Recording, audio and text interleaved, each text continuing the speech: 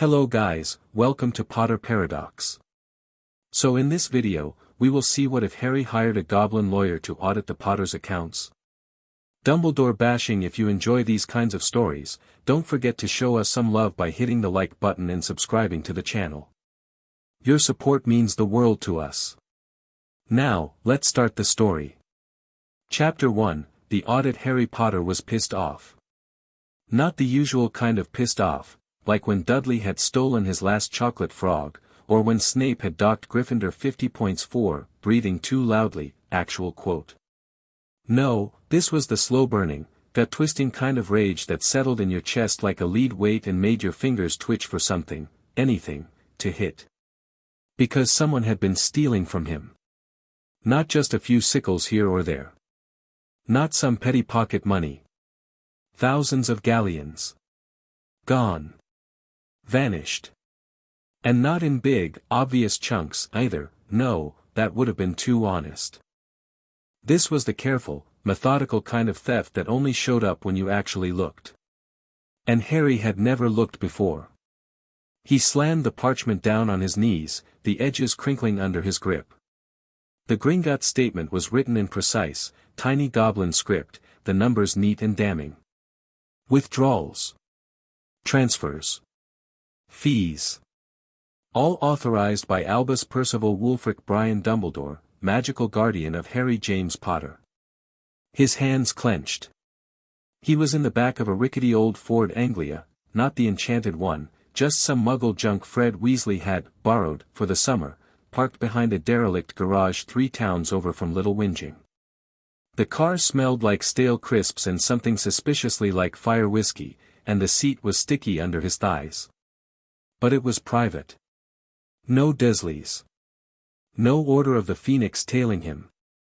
Just Harry, a bank statement, and the sinking realization that the man he trusted, the man everyone trusted, had been robbing him blind. His wand was in his hand before he realized he'd even reached for it. No. Not yet. He needed proof. He needed leverage. And he needed someone who knew how to fight dirty. Because if there was one thing Harry had learned in his life, it was this: playing fair got you nowhere. The goblin at the front desk of Gringotts didn't even look up when Harry walked in. Name, it grunted, quill poised over a ledger. Harry Potter. That got its attention. The goblin's head snapped up, black eyes narrowing. It was short, even shorter than Harry had expected, but its presence filled the space like a furnace blast. The air smelled like hot metal and old parchment. Its fingers, long and dexterous, tapped against the desk. Potter, it repeated, voice dripping with something Harry couldn't quite place. Disdain. Amusement. You are late. Harry blinked. Late?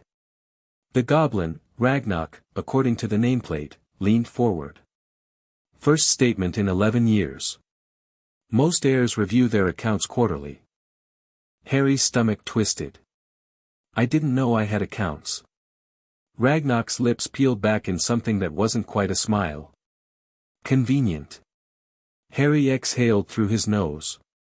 Look, I need to talk to someone about this. He slapped the statement onto the desk. There are withdrawals here I didn't authorize. Big ones. Ragnarok didn't so much as glance at it. All withdrawals from a miner's vault require guardian approval.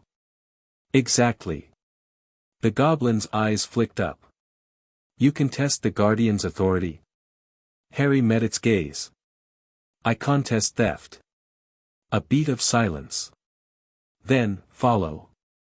The office Ragnarok led him to was nothing like the grand marble halls of Gringotts. It was small, cramped, and smelled faintly of gunpowder and ink. The walls were lined with shelves stuffed with scrolls, their edges singed in places, as if someone had a habit of setting things on fire when annoyed. A single, flickering lantern hung from the ceiling, casting jagged shadows.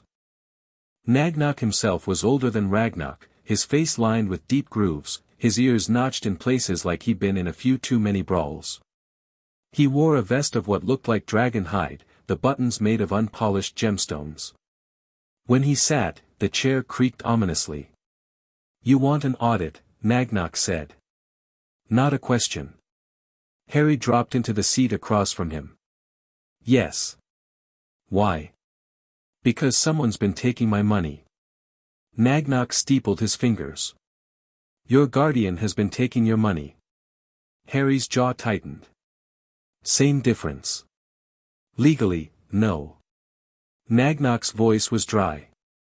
"Magical guardianship grants full financial control until the ward comes of age.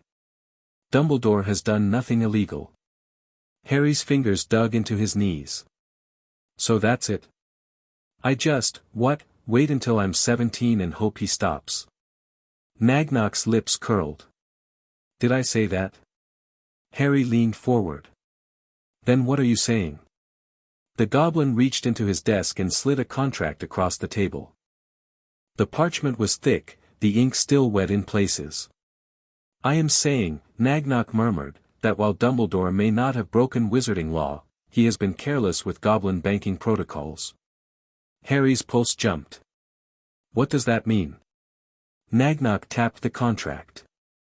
"It means, Mr. Potter, that if you sign this, I will find every loophole, every technicality, every mistake Dumbledore has made in handling your accounts. And when I do—" A slow, sharp grin. "We will ruin him." Harry didn't hesitate. He signed. 3 days later, Harry was back in the Anglia, this time with a stack of documents thick enough to choke a hippogriff. Nagnok had worked fast. Fast is an understatement, the goblin had said, tossing a ledger onto the table between them. Dumbledore has been sloppy. Arrogant. He assumed no one would check. Harry had spent the last 72 hours buried in receipts, transfer records, and property deeds he hadn't known existed. The Potter vault wasn't just rich. It was obscenely wealthy. Ancient properties. Investments in everything from broomstick companies to potion ingredients. A vineyard in France. And Dumbledore had been siphoning from it all. Not just for Harry's care either. Oh, sure, some of the withdrawals were labeled living expenses, ward or educational funds. But others? Political contributions. Charitable donations. Miscellaneous administrative fees. And the worst part? The Dursleys had been getting nothing. Harry's hands shook as he read the line items. Petunia had screamed at him for years about how much it cost to keep him, how he was a freeloader, how they deserved compensation, and the whole time, Dumbledore had been sitting on a fortune meant for Harry's upkeep and pocketing it instead. His wand was in his hand before he realized he'd moved. "No," Nagnok's voice cut through his rage like a blade. "Not yet." Harry's head snapped up. The goblin was watching him, arms crossed. "You want to storm into Privet Drive and hex your aunt into next week," Nagnok said. "I understand. But that is short-term thinking." Harry's grip on his wand didn't loosen. "What's the long-term play?" Nagnok leaned forward. "We make sure Dumbledore knows you know. We let him sweat. And then, a slow, vicious smile. We take it all back. Legally." Harry exhaled, sharp. "How?" The goblin tossed a rolled parchment onto the table. Harry unfurled it. It was a notice of financial review. "This goes to Dumbledore," Nagnok said. "It goes to the Wizengamot. It goes to the Prophet. And then, Mr. Potter," his eyes gleamed. "We watched the old man scramble. The owl arrived at Hogwarts at precisely 3:17 p.m. Harry didn't see it, of course. He was back in Surrey, sitting in the Anglia with a bag of crisps and a plan. But he imagined it, the great barn owl swooping into Dumbledore's office, talons outstretched, the sealed scroll tied to its leg. He imagined Fawkes lifting his head from his perch, golden eyes narrowing. He imagined Dumbledore unfolding the parchment, his expression unreadable at first. Then, slowly, the realization dawning. The flicker of something like fear. Harry grinned around a mouthful of salt and vinegar. Let him be afraid. His grin faded when his phone buzzed. Unknown number. Harry answered. Potter. The voice was clipped. Female. Familiar. Daphne. A pause. Then, cooler, you've been busy. Harry's grip tightened on the phone. How the hell? News travels fast, Daphne said, as if reading his mind. Especially when it involves Dumbledore and embezzlement. Harry's pulse spiked. You know about the audit? Of course I know. A beat. My father sits on the Wizengamot. He got the notice before Dumbledore did. Harry's stomach dropped. Shit. Relax, Daphne said, voice dripping with amusement. He's thrilled. The Greengrasses have been waiting for Dumbledore to slip up for decades. Harry blinked. Wait, what? Daphne sighed, like he was being painfully slow. Potter, your family and mine were allies. Before the war. Before you. The Greengrasses have never forgotten that Dumbledore let James and Lily die. And we certainly haven't forgotten how he's been playing puppet master with their son ever since. Harry's breath caught. Daphne's voice dropped, low and serious. You're either very brave or very stupid, Potter. But either way, a pause. The sound of rustling parchment. You've just made some very powerful friends. The line went dead. Harry stared at the phone. Then he laughed. It started low, then built, sharp and wild, until he was doubled over in the driver's seat, gasping for air. Because for the first time in his life, Harry Potter wasn't alone. And Albus Dumbledore was about to learn exactly what that meant.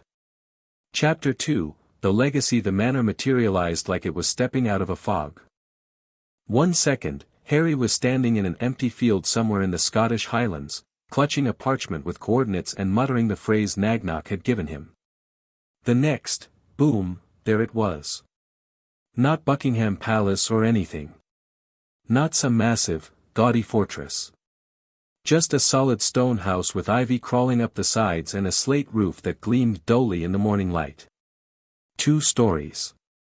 Maybe 6 bedrooms, tops. The windows were tall and narrow, and smoke curled lazily from one of 3 chimneys. Potter's Rest, according to Nagnok's records. Harry's chest tightened. Shit. Behind him, Daphne Greengrass made a sound that might have been a laugh. Not what you expected, Potter. He shook his head, unable to speak.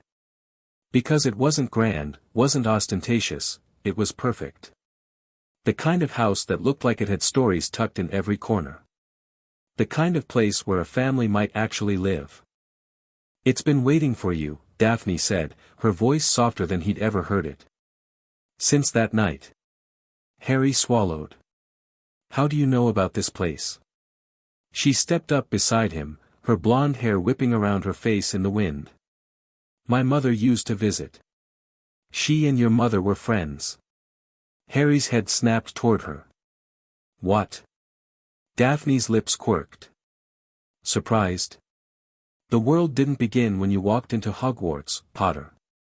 People had lives before you. Relationships before you. His cheeks burned. That's not what I know. She nudged his shoulder, the gesture almost friendly. Come on.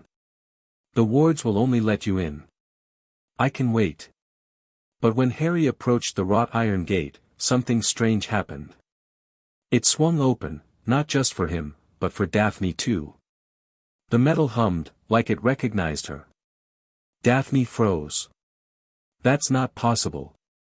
Harry raised an eyebrow. The great Daphne Greengrass, shocked. Alert the prophet. She scowled.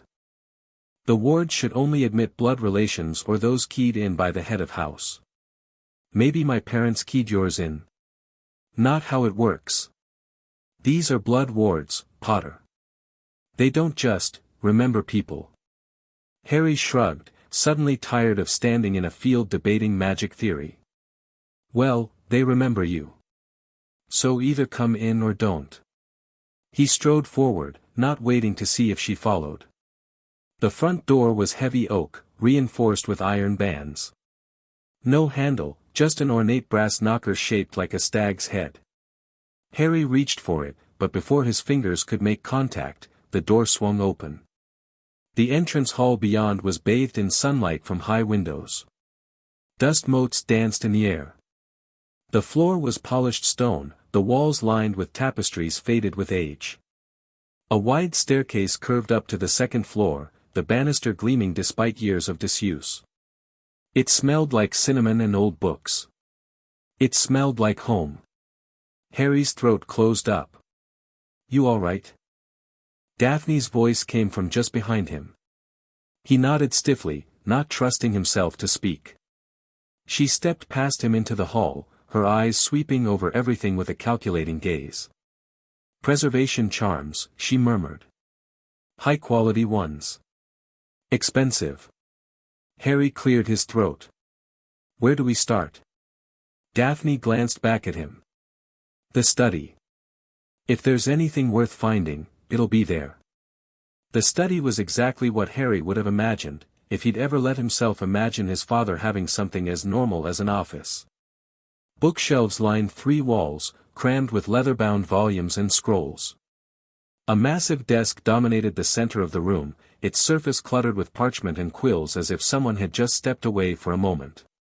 A globe stood in one corner, the continents shifting slightly when Harry stared at them too long. Photographs crowded every available surface, wizarding photos, the subjects waving and smiling at the camera. Harry gravitated toward them immediately. His parents, young and laughing, arms around each other on what looked like their wedding day. His father in Quidditch robes, grinning and mud-splattered. His mother bent over a cauldron, her red hair tied back, a look of intense concentration on her face. And others. People Harry didn't recognize. A tall black man with a gold earring, was that a younger Kingsley? A woman with blonde hair that had to be Daphne's mother. Remus, looking less scarred and more alive than Harry had ever seen him. And Sirius. God, so many photos of Sirius. Young and carefree and alive. Harry set down a frame with shaking hands. "Found something," Daphne called from behind the desk.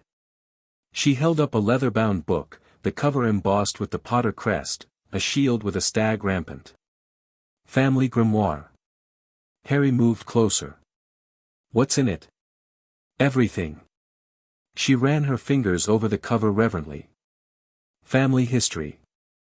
Spells passed down through generations. Political alliances. Business dealings." Her eyes flicked up to his. "Your legacy, Potter." He reached for it, but Daphne pulled back. "Not yet. This isn't something you skim through. It's something you study." Harry frowned. "It's my grimoire." "And you have no idea what to do with it," she countered. "These books are enchanted, Potter. They're semi-sentient. They judge whether you're worthy of their knowledge." Harry's frown deepened. "So what, I need to prove myself to a book now?" Daphne sighed. "Not to the book. To yourself." She set the grimoire down carefully. "Family magic isn't like the stuff they teach at Hogwarts. It's personal. Intimate. It responds to intent as much as ability." Harry ran a hand through his hair. "Great. More magical theory." "This isn't theory." Daphne's voice hardened. "This is your birthright. The magic your father should have taught you.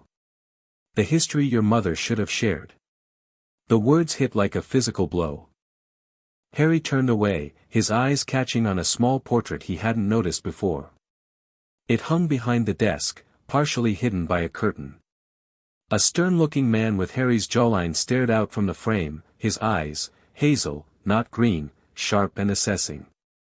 "Fleamont Potter," Daphne said. "Your grandfather." The portrait's eyes narrowed. "And who might you be, young man?" Harry's breath caught. "I'm Harry. Harry Potter. Fleamont's eyebrows shot up. James's boy. Harry nodded. The portrait leaned forward. Well, why haven't you visited before now? It's been, he glanced at something out of frame. Good Godric, over a decade. Harry's stomach twisted. I didn't know this place existed. Fleamont went very still. What do you mean, you didn't know? Where have you been living? Who's been raising you? Harry glanced at Daphne, who gave him a small nod. My aunt and uncle. Muggles. My mother's sister. Petunia. The portrait nearly shouted. That horse-faced shrew who wouldn't even attend James and Lily's wedding. Despite everything, Harry felt his lips twitch. That's the one. Fleamont's expression darkened. That's not right. That's not what there will specified. Harry went cold. There will. Of course there will. Fleamont looked outraged. James and Lily came here the week before they went into hiding. They updated everything. Sirius was to take you if anything happened. Failing him, the Longbottoms. Failing them, the McKinnons or the Boneses. Harry's hands clenched. No one ever told me. The will was sealed, Daphne interjected quietly. By order of the Chief Warlock. Dumbledore, Harry spat. Fleamont's eyes narrowed to slits. What else has the old man kept from you, boy? Harry laughed, the sound harsh. How long do you have? 3 hours later, Harry sat cross-legged on the study floor, surrounded by journals, ledgers, and letters. His eyes burned from reading, his head pounded with names and dates and facts he'd never been taught. The Potter family, it turned out, was old. Not Sacred 28 old, they'd been excluded from that list because of their vocal support for Muggle rights, but old enough to matter. They'd held a seat on the Wizengamot since its founding. They'd produced ministers of magic, renowned potioneers, dueling champions. And his father, James Charles Potter, had been the last of the line. Until Harry. You should have been taught all this, Fleamont's portrait said for perhaps the dozenth time. From the cradle. It's unconscionable. Harry looked up from a journal dated 1978, his father's handwriting, messy and exuberant, detailing plans for a nursery. Why would Dumbledore keep all this from me? What does he gain? Daphne, who'd been quietly sorting through financial records, spoke up. Control. If you don't know what you have, you can't claim it. It's more than that, Fleamont mused. The Potters have always been inconvenient. Too wealthy to be easily manipulated. Too politically connected to be silenced. And too stubborn to fall in line, Daphne added, almost approvingly. Harry flipped to another page in the journal, where his father had sketched what looked like a family tree. The names blurred before his eyes. So many people he should have known. Your father was preparing to take his seat when they went into hiding, Fleamont continued. He had plans. Allies. The beginnings of a voting bloc that could have challenged Dumbledore's power base. Harry's head snapped up. What? Fleamont nodded gravely. James was never the shallow prankster some made him out to be. Oh, he enjoyed a good laugh, certainly. But he was also his mother's son, and Euphemia never suffered fools. Daphne made a small sound of triumph and held up a ledger. Found it. Wizengamot voting records. Her eyes met Harry's. Dumbledore's been using your family's proxy vote since November 1981. Harry's stomach turned. Can he do that? Legally? Daphne's lip curled. Only if he had guardianship and there was no will specifying otherwise. Harry stared at her. And if there was a will? Then it's fraud. Harry stood abruptly, pacing to the window. Outside, the Scottish Highlands stretched to the horizon, wild and beautiful. The anger that had been simmering for days now threatened to boil over. It's not just the money, he said quietly. It's not just the politics. It's Everything. My whole life. He's been controlling everything. Neither Daphne nor Flemmont disagreed. Harry turned back to them, his decision made. I want it back. All of it. My vault. My seat. My life.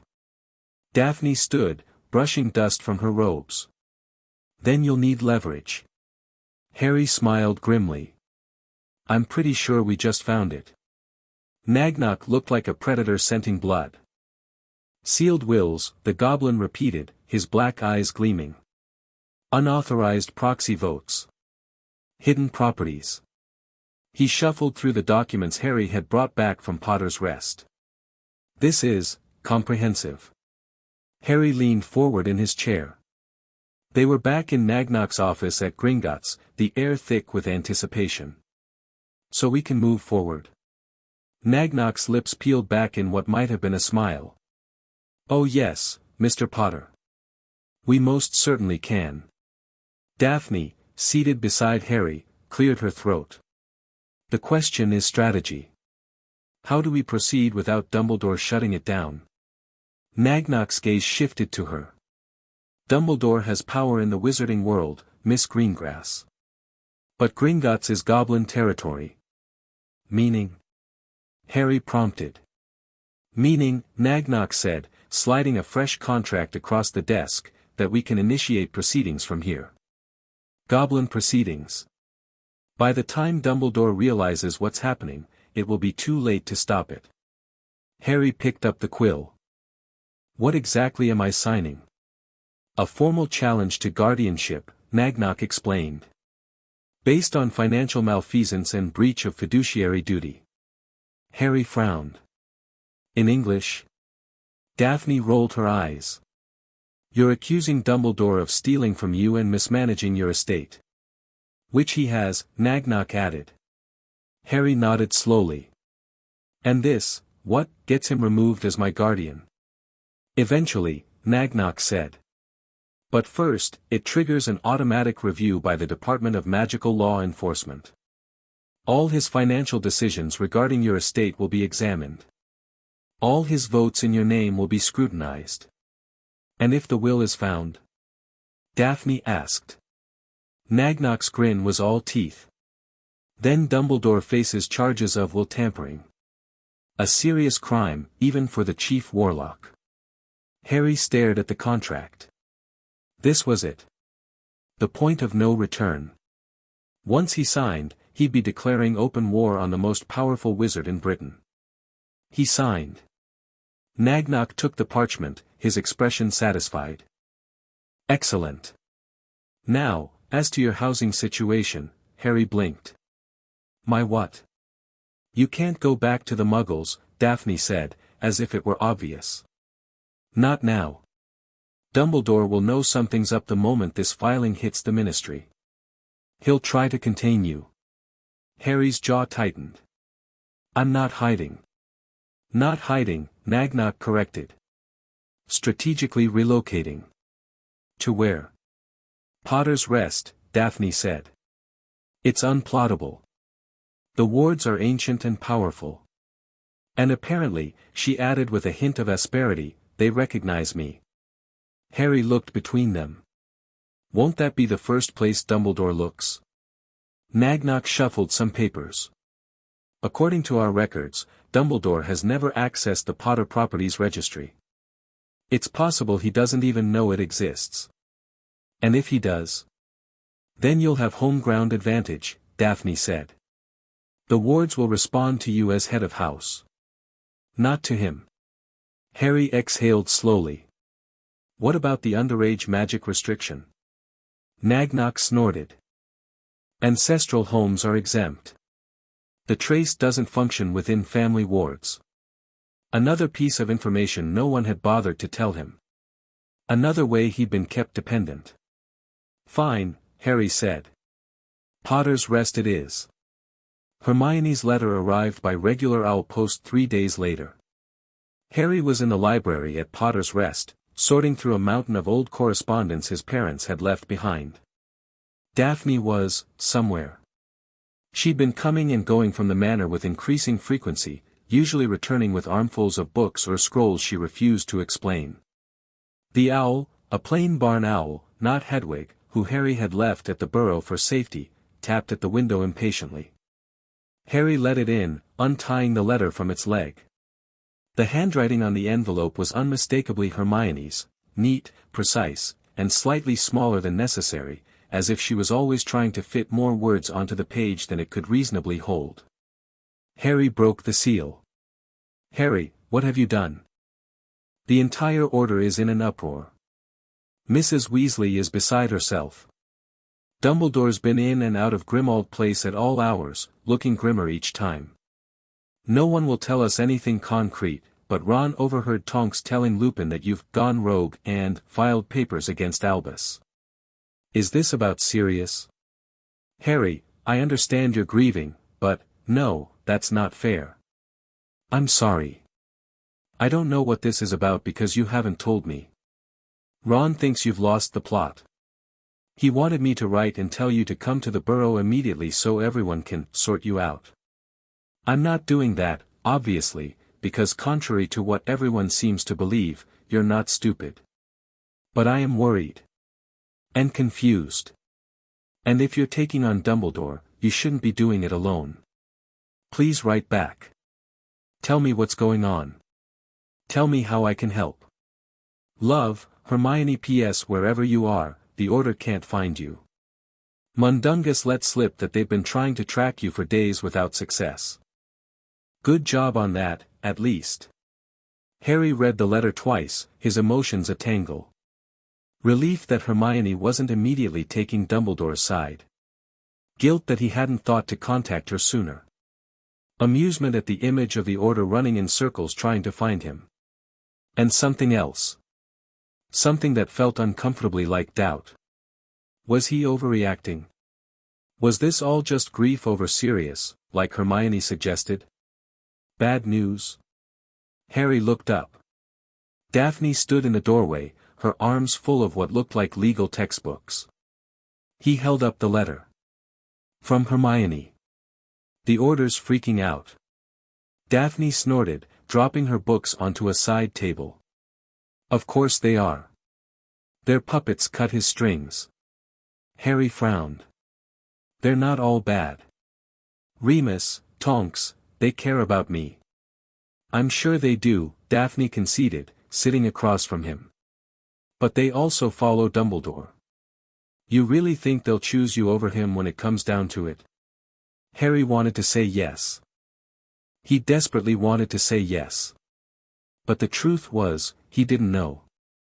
Granger seems loyal, at least, Daphne continued, picking up one of the letters Harry had been sorting. It was from his mother to someone named Alice, probably Alice Longbottom, Neville's mother. Are you going to tell her? Harry sighed. I should. She deserves to know. She might not believe you. She will. Of that, at least, Harry was certain. Hermione's loyal to her friends, not to authority figures. Daphne raised an elegant eyebrow. You sure about that? She's always struck me as rather, rule-abiding. Harry actually laughed. Hermione? The girl who set Snape on fire in first year. Who brewed illegal polyjuice potion in a bathroom. Who helped me rescue Sirius despite the minister's orders. He shook his head. She respects rules when they make sense. But she's never been afraid to break them when it matters. Daphne looked thoughtful. Interesting. Perhaps I've misjudged her. Harry reached for a quill and parchment. She'll help us. Once she knows what Dumbledore's done. And if she doesn't? Harry paused, quill hovering over the blank page. Then I've lost a friend. Daphne was quiet for a moment. Then, softly, it won't be the last friend you lose in this fight, Potter. Harry's jaw tightened. Maybe not. But it'll be worth it. He began to write. Hermione showed up at Potter's Rest less than 48 hours later. Harry had given her the coordinates and the passphrase in his letter, along with enough of the story to make her understand the gravity of what was happening. He'd been prepared for questions, for skepticism, maybe even for anger. He wasn't prepared for Hermione to burst through the front door like a hurricane, her hair even wilder than usual, her eyes blazing, and announce, "I've found 3 more violations." Harry, who'd been reading in the living room, nearly dropped his book. "What?" Hermione strode into the room, dumping an armful of parchment onto the coffee table. "Educational trust violations. Dumbledore's been paying himself a management fee from your Hogwarts tuition fund." She pulled out another scroll. "And here, he's been charging the Potter estate for security consultations related to your safety." Harry gaped at her. "How did you?" "I went to Gringotts," she said briskly. "Asked to see the records as your friend and academic proxy. The goblins were surprisingly accommodating once I mentioned I was helping with the audit." She paused, noticing Daphne for the first time. The Slytherin girl was curled in an armchair by the window, watching the exchange with undisguised interest. "Greengrass," Hermione acknowledged, only a slight tightening of her mouth betraying her surprise. "Granger," Daphne returned, equally cool. Hermione turned back to Harry. "You left that part out of your letter." He shrugged uncomfortably. "It's complicated."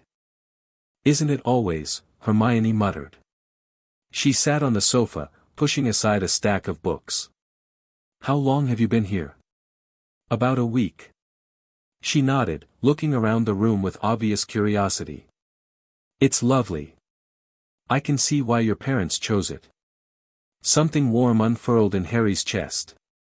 Trust Hermione to understand instantly what the house meant to him. "Have you explored the whole place?" she asked. "Most of it.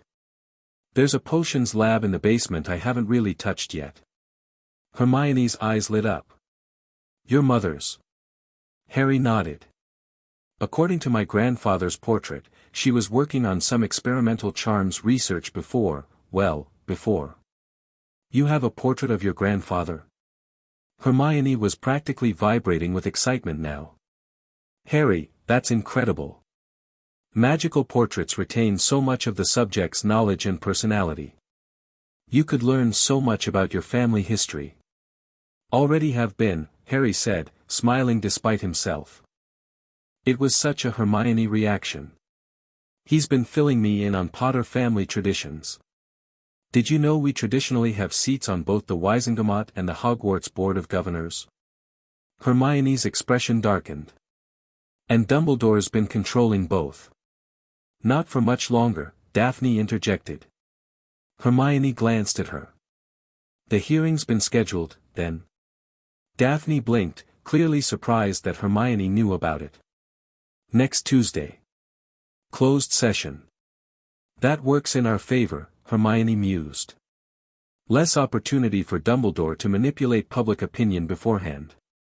She turned back to Harry. "You'll need to be prepared.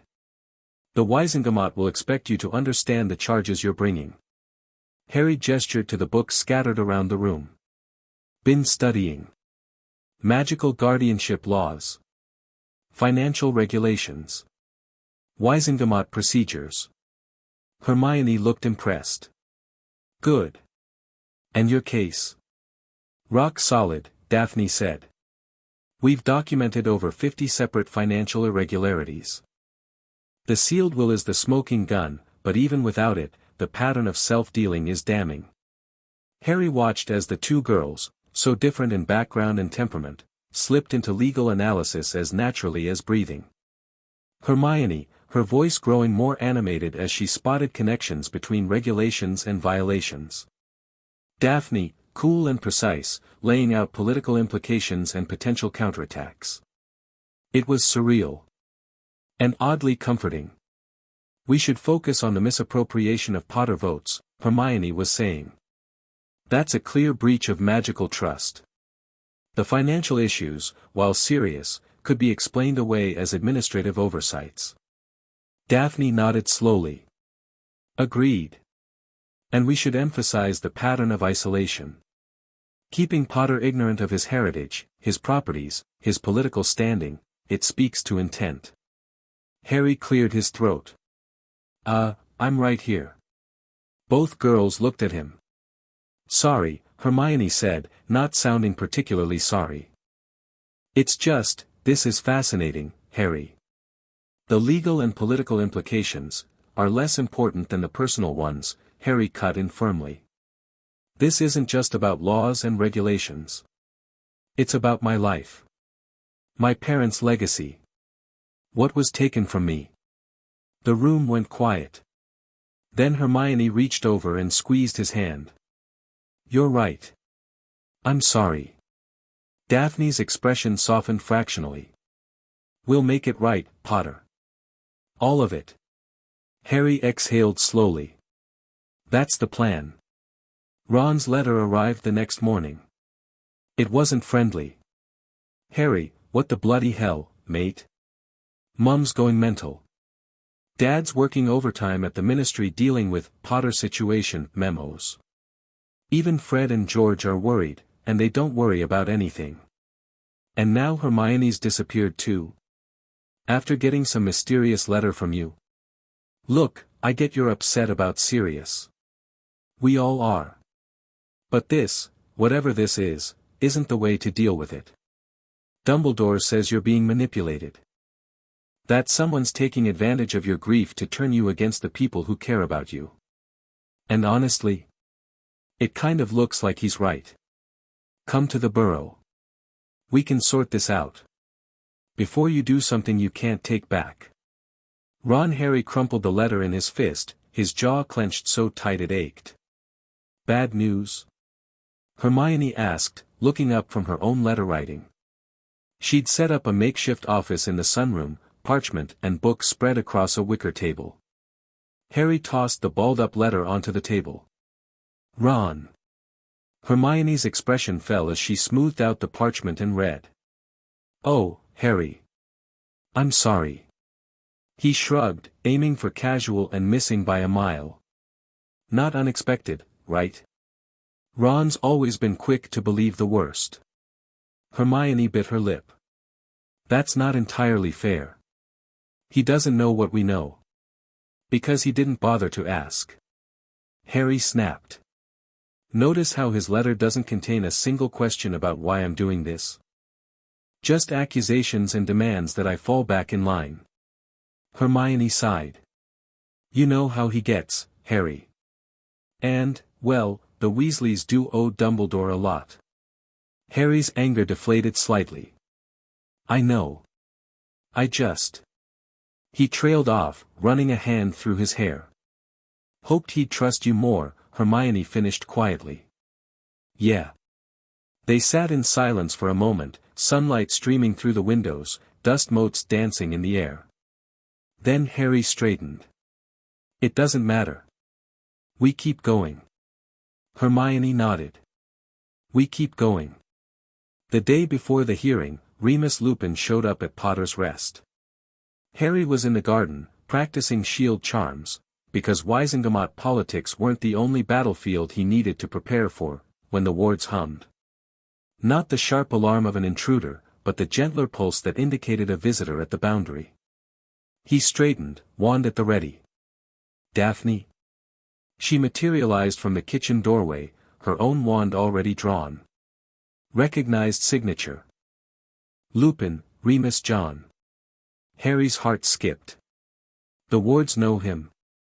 They know everyone who's ever been invited inside, Daphne explained. Your parents must have had him here. Of course they had. Remus had been one of his father's best friends. One of the Marauders. One of Dumbledore's loyal followers. Harry's grip on his wand tightened. I'll talk to him. Daphne stepped forward. Not alone. He won't hurt me. Not physically, she agreed. But he might try to convince you to stop. Harry hesitated, then nodded. All right. But stay back. Let me handle it. They walked to the edge of the wards together. Remus stood just beyond the boundary, looking tired and worn but alert. His amber eyes widened slightly at the sight of Harry, then narrowed when he spotted Daphne. Harry. His voice was gentle. Cautious. You're looking well. Harry kept his distance. What do you want, Remus? A flicker of hurt crossed the older man's face. To talk. Just talk. About? Remus sighed. You know what about, Harry? This crusade against Albus. It's concerning. Harry's jaw tightened. Crusade? Is that what he's calling it? Not accountability. Not justice. Harry, whatever you think Albus has done, I don't think. I know. Harry's voice hardened. He stole from me, Remus. Used my family's votes without permission. Kept me ignorant of my heritage. Sealed my parents' will. Remus went very still. What did you say? You heard me. Harry took a step closer to the ward line. My parents had a will. They made arrangements for me. Sirius was supposed to raise me. Or the Longbottoms. Or others. Not the Dursleys. That's not, Remus shook his head. Albus said there was no will. That James and Lily didn't have time before. He lied, Harry said flatly. And now I'm going to prove it. Remus ran a hand over his face. He suddenly looked much older than his years. Harry, this is, if what you're saying is true. It is. Then why not talk to Albus directly? Give him a chance to explain. Harry laughed, a harsh sound. Explain what? How 15 years of manipulation and theft were for the greater good. Remus flinched. He cares about you, Harry. Everything he's done, save it. Harry cut him off. I've heard it all before. Dumbledore knows best. Trust Dumbledore. Well, I'm done trusting. Tomorrow, at the Wizengamot, I'm taking back what's mine. Remus was quiet for a long moment. Then, softly, James would be proud of you. The words hit Harry like a physical blow. What? Your father. Remus's lips quirked in a sad smile. He never did trust authority much either. Harry swallowed hard. Your mother, though, Remus continued, she'd tell you to be careful. To make sure your facts are straight. To consider all angles before charging in. My facts are straight, Harry said. I've spent weeks making sure of that. Remus nodded slowly. Then I won't try to stop you. He glanced at Daphne. Interesting choice of allies.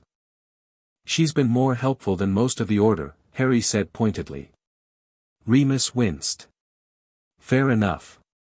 He hesitated, then, would you allow me to attend tomorrow? Not to interfere. Just to witness. Harry studied him, weighing risk against, what? Sentiment. Hope. Why?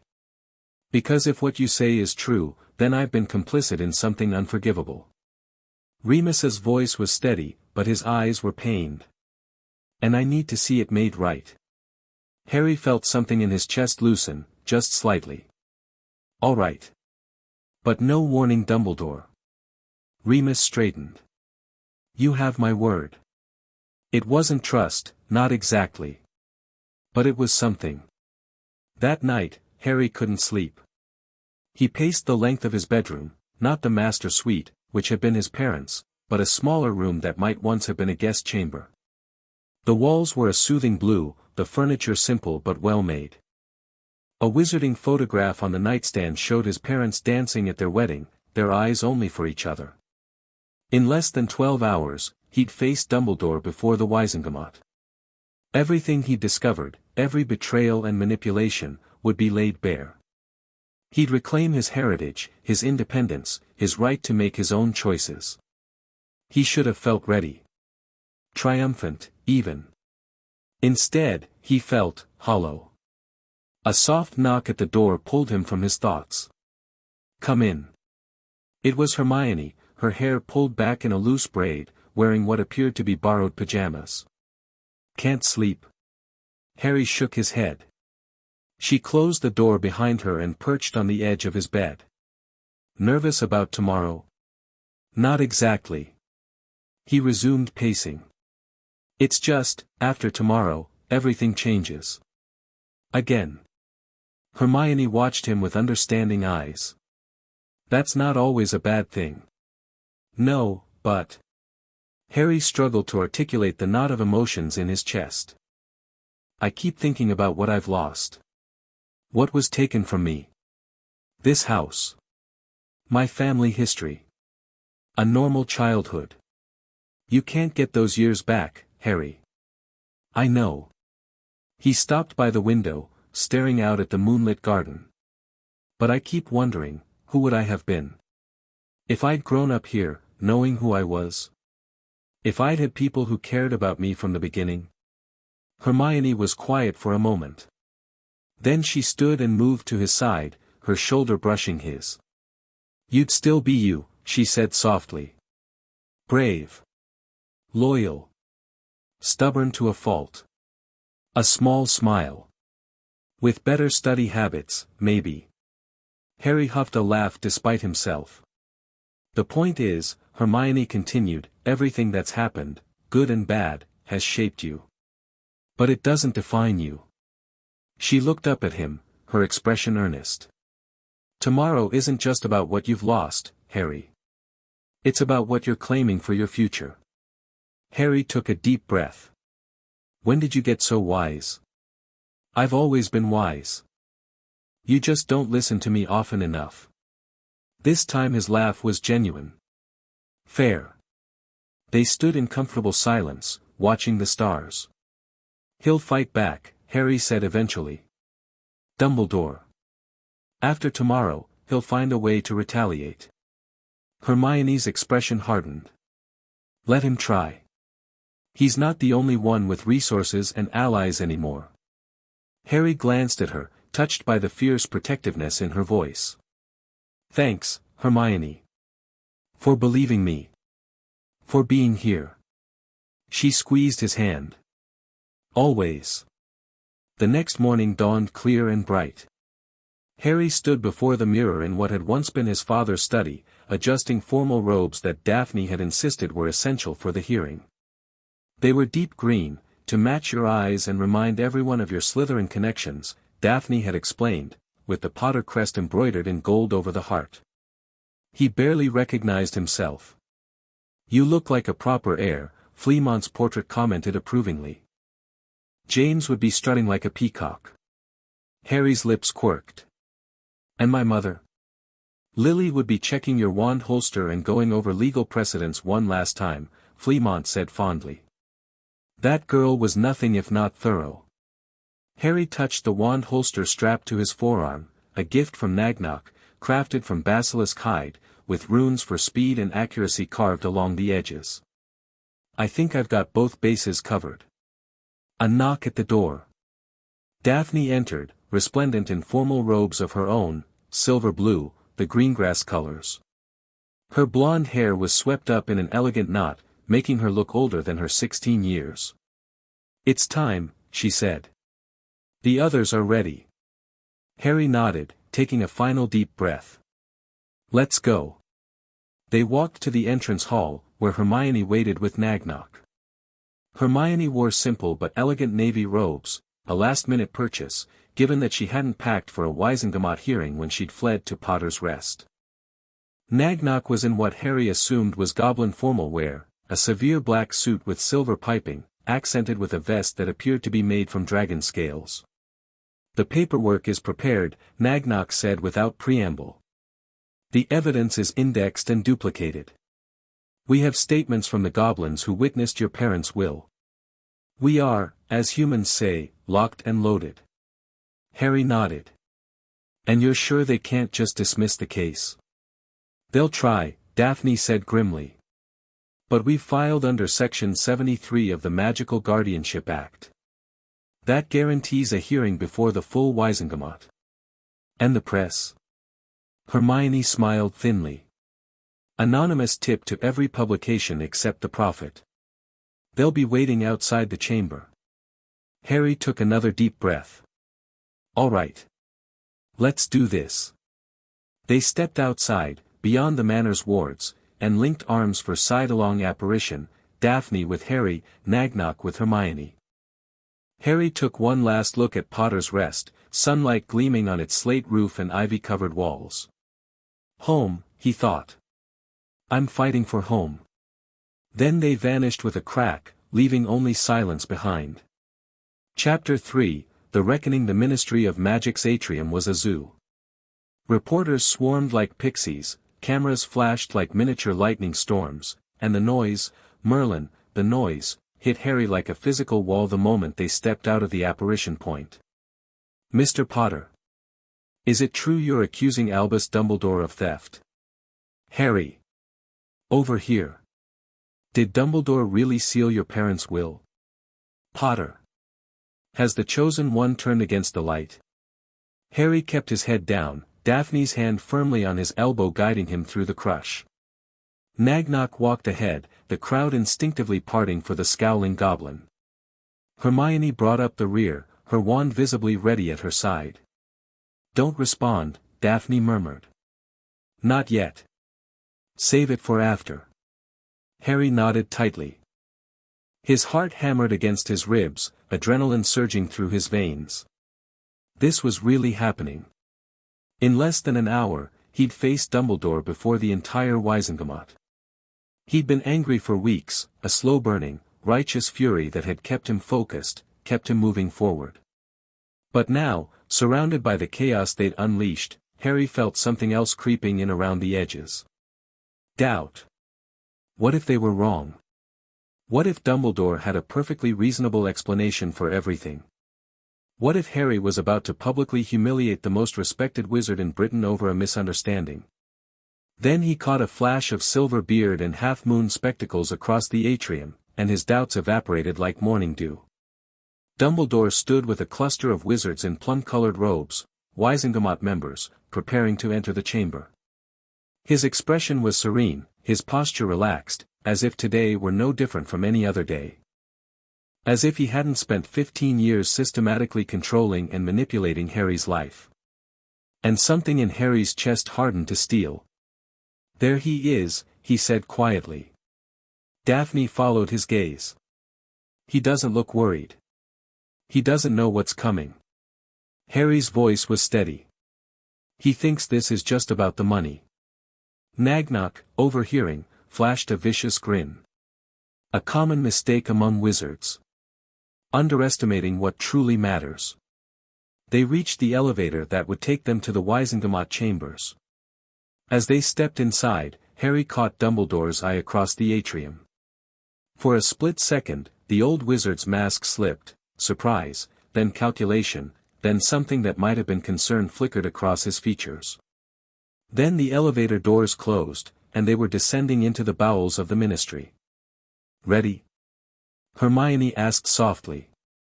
Harry straightened his robes, squared his shoulders, and nodded. I was born ready. The Wizengamot chamber was a circular amphitheater, with tiered seating rising up from a central floor. The members, about 50 witches and wizards in plum robes, were already seated in their designated spots. At the front, slightly elevated above the rest, was the chief warlock's chair. Dumbledore's chair. As Harry entered with his group, a hush fell over the room.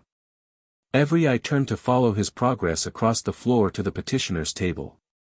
Whispers broke out immediately. Potter boy, with a goblin, Greengrass girl, what's she? Harry ignored them all. His focus narrowed to the task at hand, to the carefully prepared statements and evidence in Nagnock's briefcase. To the truth that was about to be revealed. They took their seats. Daphne on his left, Hermione on his right, Nagnock directly beside Daphne. They'd rehearsed this, planned each movement, each response. They were as ready as they'd ever be. The side door opened, and Dumbledore swept in. He wore formal Wizengamot robes over a midnight blue suit, his silver beard gleaming in the torchlight. His expression was grave but composed as he took his place in the chief warlock's chair. Good morning, he said, his voice carrying easily through the chamber. We are gathered today to hear petition WG 7723, Potter vs. Dumbledore, regarding allegations of financial malfeasance and breach of magical guardianship. His blue eyes, lacking their usual twinkle, settled briefly on Harry. As I am named in this petition, I will recuse myself from presiding. Madam Bones, if you would. Amelia Bones, a square-jawed witch with a monocle, rose from her seat. I will preside for this hearing. She took Dumbledore's place, and he moved to a smaller chair to the side, still prominent, but no longer in the position of power. A subtle message that this was all very proper, very above-board. Yeah, right, Harry thought darkly. The petitioner may present their case, Madam Bones announced. Nagnock stood, his small stature belied by his commanding presence. Honored members of the Wizengamot, he began, his voice surprisingly smooth for a goblin, I represent Harry James Potter in this matter. The facts are these, he opened his briefcase and withdrew a stack of parchments. On November 1, 1981, Albus Dumbledore assumed the role of magical guardian for the minor Harry Potter. In doing so, he gained control of the Potter estate, including all vaults, properties, investments, and Wizengamot votes. Over the subsequent 15 years, Dumbledore has systematically abused this position of trust. Murmurs rippled through the chamber.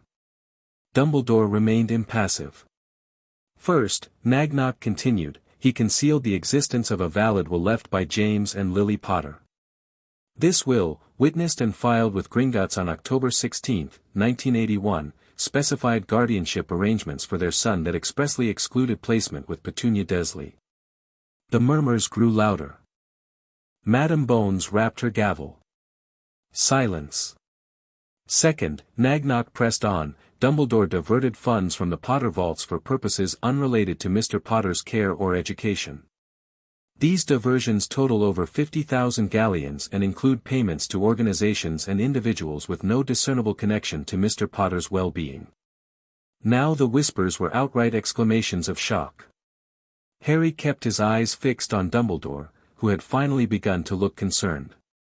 Third, Dumbledore used the Potter family's Wizengamot votes without authorization or transparency, often voting in ways contradictory to the Potter family's historical political positions. Nagnock laid the parchments on the table before him. We have prepared a comprehensive accounting of these breaches, with supporting documentation. We request that this body review these materials and take appropriate action, including but not limited to, removal of Albus Dumbledore as magical guardian, full accounting of all diverted funds, and criminal investigation into the sealing of a valid will. The room erupted. Wizengamot members turned to each other, gesticulating wildly. Several shouted questions toward the front. Madam Bones banged her gavel repeatedly, calling for order. Harry glanced at Daphne, who gave him a small, satisfied nod. Phase 1, drop the bomb. Complete. When the room finally quieted, Madam Bones adjusted her monocle. These are serious allegations, Account Manager Nagnock. Do you have the sealed will in question? Nagnock smiled thinly. Better, Madam Bones. I have the goblins who witnessed it. He snapped his fingers, and the chamber doors opened. Two elderly goblins entered, their bearing dignified, their expressions severe. The Wizengamot fell silent again, watching as the goblins approached the center of the floor.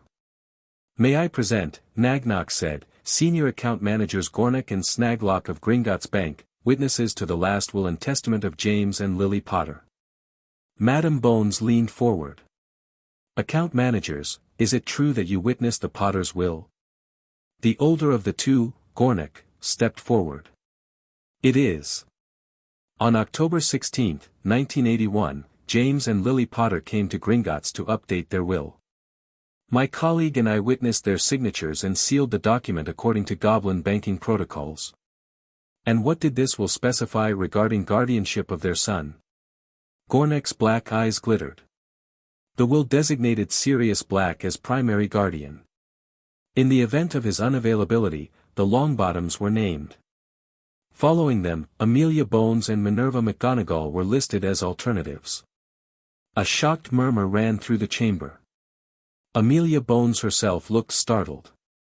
I was named as a potential guardian. Indeed, Gornick confirmed. The will specifically stated that under no circumstances was the minor to be placed with Petunia and Vernon Dursley, whom Lily Potter described as magic-hating muggles unsuitable for raising a wizard child. Harry's chest tightened. His mother had known. She'd tried to protect him, even after death. And Dumbledore had overridden her wishes. And what happened to this will? Madame Bones asked. It was sealed by ministerial order on November 3, 1981, Snaglock, the second Goblin, answered. The order bore the signature of the Chief Warlock, Albus Dumbledore, citing national security concerns in the aftermath of the war. All eyes turned to Dumbledore. For the first time, the old wizard looked genuinely uncomfortable. He rose slowly from his seat. If I may address these allegations, he asked, his voice still calm but lacking its usual warmth. Madame Bones nodded curtly. Proceed. Dumbledore stepped to the center of the floor, hands clasped before him. Members of the Wizengamot, he began, I do not dispute the existence of the will. Nor do I dispute that I sealed it. What I ask is that you consider the context of those decisions. He turned slightly, addressing the entire chamber. We had just emerged from the darkest days of the war. Voldemort, several members flinched, had been defeated, but his followers remained at large. Harry Potter, the boy who had somehow survived the killing curse, was in grave danger from those seeking revenge. Harry rolled his eyes. Here we go. The protection that saved Harry that night, Dumbledore continued, was based in the deepest, most ancient magic, his mother's sacrifice. That protection could be extended, I discovered, through blood relation. Petunia Dursley, as Lily's sister, could anchor wards that would keep Harry safe from Death Eaters. He spread his hands, the gesture almost beseeching. I made a difficult choice. The will's provisions, while clear, would have placed Harry in homes that, while loving, could not offer the same level of protection. Sirius Black was suspected of betrayal. The Longbottoms were attacked days later. In the chaos of those times, I chose safety over strict adherence to the letter of the will. He looked directly at Harry now. As for the financial matters, yes, I used Potter funds for various purposes. Some directly benefited Harry, such as the blood wards on Privet Drive, which required constant magical maintenance. Others supported organizations fighting to make the world safer for all children, including Harry. I believed then, as I believe now, that James and Lily would have approved these uses of their fortune. Harry snorted audibly. Dumbledore's eyes flicked to him, then back to the Wizengamot at large. I do not deny making decisions on Harry's behalf. That is what guardians do. I do, however, deny acting out of any motive other than concern for his well-being and the greater good of our society. He returned to his seat amid murmurs from the assembly, some sympathetic, others skeptical. Nagnock stood again. A touching speech, he said drily. Unfortunately, it fails to address several key issues. He pulled out another parchment. First, the blood wards on Privet Drive. Our experts reviewed the magical signature and construction of these wards. They found no evidence of ongoing magical maintenance costs that would justify withdrawals of 500 galleons monthly for 15 years. Dumbledore's expression flickered. Second, Nagnock continued relentlessly, the organizations receiving Potter funds included the International Confederation of Wizards Travel Fund, the Hogwarts Headmaster's Discretionary Account, and, most interestingly, a vault registered to one Aberforth Dumbledore. The chamber erupted again. Madame Bones banged her gavel furiously. Are you suggesting, she demanded when order was restored, that Albus Dumbledore diverted funds to his brother's personal account? Nagnock smiled coldly. I am not suggesting anything. I am stating, with documentary evidence, that between 1982 and 1996, a total of 7,600 galleons was transferred from the Potter Educational Trust to Vault 713, registered to Aberforth Dumbledore. Harry watched as Dumbledore's composure finally cracked. The old wizard's face paled visibly. "The records must be in error," he said, his voice less certain now. "I would never, the records," Nagnock interrupted, "are certified by Gringotts and magically verified. They cannot be in error." Madam Bones leaned forward. "Mr. Dumbledore, how do you respond to this specific allegation?" Dumbledore hesitated. "I would need to review the documentation. It's possible that funds meant for Hogwarts were temporarily routed through another account for security purposes."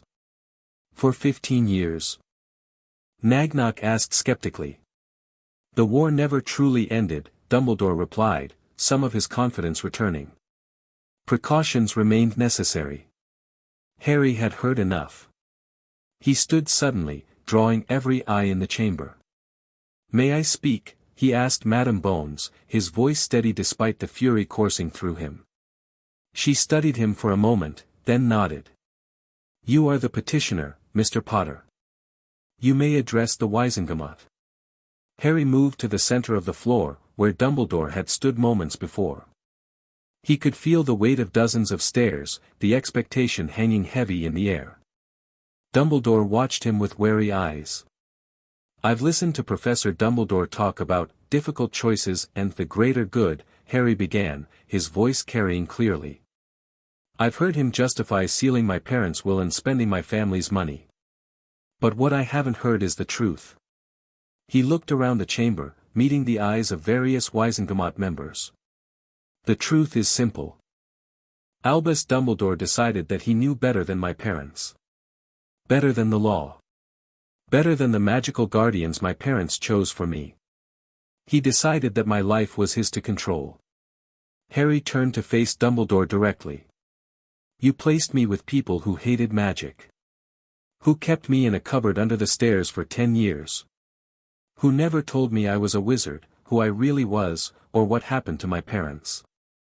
You left me there, without supervision, without even the money you claimed was for my care." Whispers broke out again. Harry ignored them.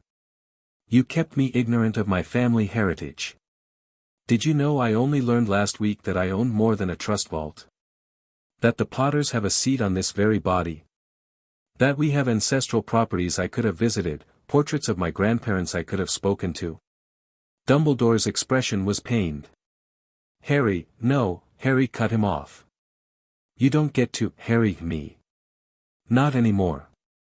Not after what I've learned." He turned back to the Wizengamot. "Members of the court, this isn't about money. It's about control. Dumbledore didn't just want my vault keys, he wanted me. Isolated, dependent, and ignorant of my own power. Ready to be aimed at Voldemort like a weapon and disposed of when convenient."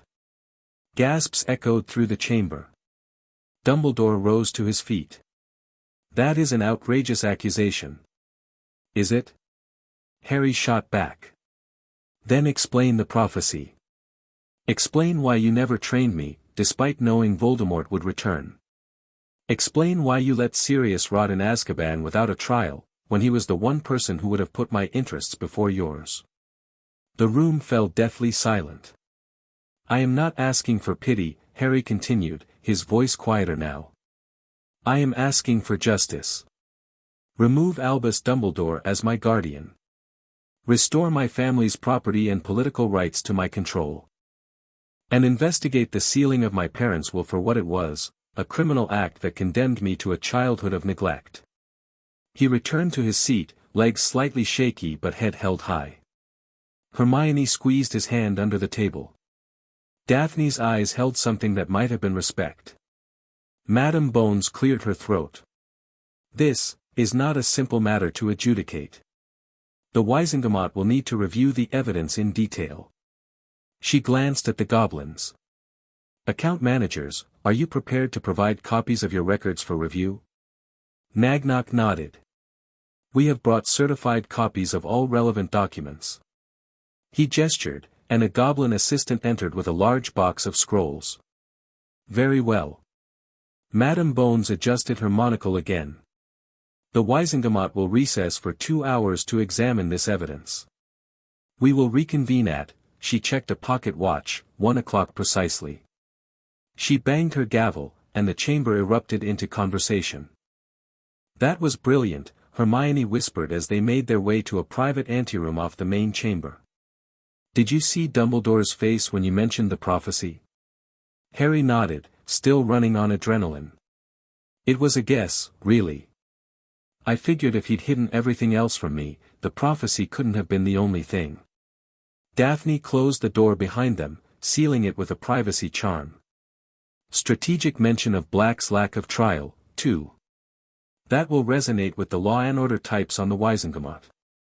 Nagnok set his briefcase on the table and began removing documents. We have made our opening thrust.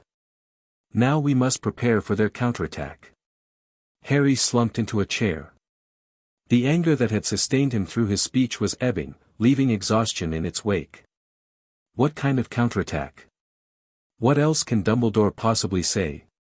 He'll play the security card again, Daphne said, pacing. Emphasize the danger from Death Eaters, the unique protection from the Blood Wards. He might also suggest that you're too young to manage the Potter estate, Hermione added. Argue for a compromise, remove him as guardian but appoint someone else until you're of age. Harry's jaw tightened.